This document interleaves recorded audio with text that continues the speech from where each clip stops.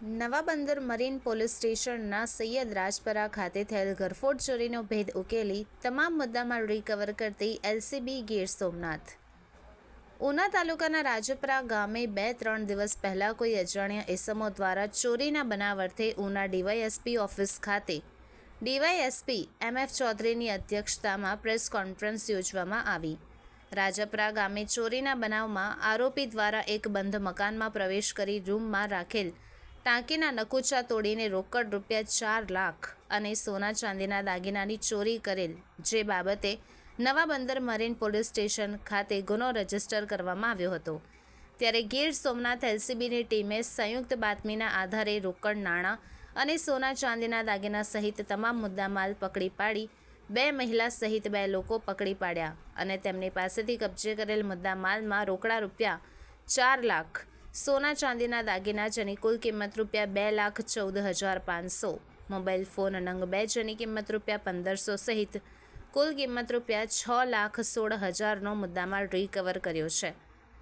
આ કામગીરી કરનાર અધિક્ષક કર્મચારીઓ એલસીબીના incharge police inspector AB Jadeja, police sub inspector AC Sindhav, ASI Ramdevsinh Jadeja, Bhupendrasinh Chavda, police head constable Rajubhai Gadhiya, Kamleshbhai Pithiya, Govindsinh Vada, police constable Dharmendrasinh Gohil તથા પેરોલ ફ્લો સ્ક્વોડના ASI સુભાષભાઈ ચાવડા તથા police head constable Pravinbhai Mori જે દ્વારા સદર સારી કામગીરી કરવામાં આવી છે.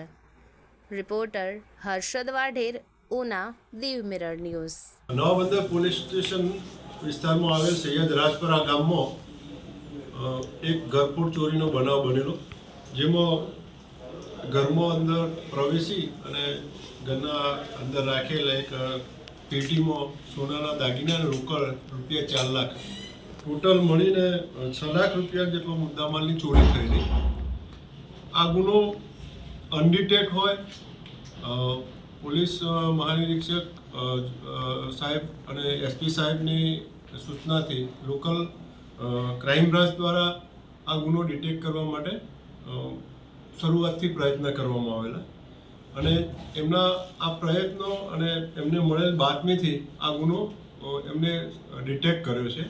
જેમાં ગુનો કરનાર એક બહેન છે, એ જે ફરિયાદી છે એના પડોશમાં જ રહે છે અને એના જે પોતે ધર્મના ભાઈ બનાવેલા એક ભાઈ જે એના પિયરના ગામના છે, એ 2 આરોપીઓને એરેસ્ટ કરવામાં આવે છે અને ચોરીમાં ગયેલ તમામ મુદ્દામાલ રોકડ નાણાં 4 લાખ તથા સોના ચાંદીના દાગીના રિકવર કરવામાં એલસીબીને સફળતા મળી છે. હાલમાં આરોપીને એરેસ્ટ કરવામાં આવેલા છે અને આગળની તપાસ જે છે એ નવા બંદર પોલીસ સ્ટેશનના ઇન્ચાર્જ PI કરી રહ્યા છે. આરોપીઓ કોઈ ગુનાહિત કૃત્ય અગાઉથી ધરાવે છે? ના, આરોપીનો કોઈ ગુનાહિત ઇતિહાસ નથી. કેટલા સમય પહેલા ચોરીનો બનાવ બનેલો છે? લગભગ 2-3 દિવસ પહેલાંનો બનાવ છે. બનાવનો ધ્યાનમાં આવ્યા પછી પોલીસ દ્વારા ખાનગી રીતે તપાસ કરવામાં આવેલી છે. ફરિયાદી ગઈકાલે પોલીસ સ્ટેશન આવીને ગુનો રજીસ્ટર કરાવેલો છે. પોલીસને જે માહિતી મળેલી એના આધારે એક એલસીબીની ટીમ અને સ્થાનિક પોલીસ પણ એમાં પ્રયત્નો કરેલા, પરંતુ પોલીસના જે ગુનો રજીસ્ટર ગઈકાલે જ થયો છે એમાં ફરિયાદી પોતે ગુનો રજીસ્ટર કરાવવા માટે ગઈકાલે જ આવેલા. ત્યારબાદ એલસીબીની ટીમે PI શ્રી સિંઘવ તથા એમની ટીમે ખૂબ જ ઉમદા કાર્ય કરી અને સતત બાતમીદારોથી માહિતી મેળવીને ગુનો ડિટેક્ટ કરેલો. હાય, હું છું ક્રુઝિન સિંઘાનિયા. આપની આસપાસના સત્ય સમાચાર જાણવા માટે જોતા રહો દીવ મિરર ન્યૂઝ અને હા, લાઈક અને સબસ્ક્રાઇબ કરવાનું ભૂલતા નહીં. Thank you.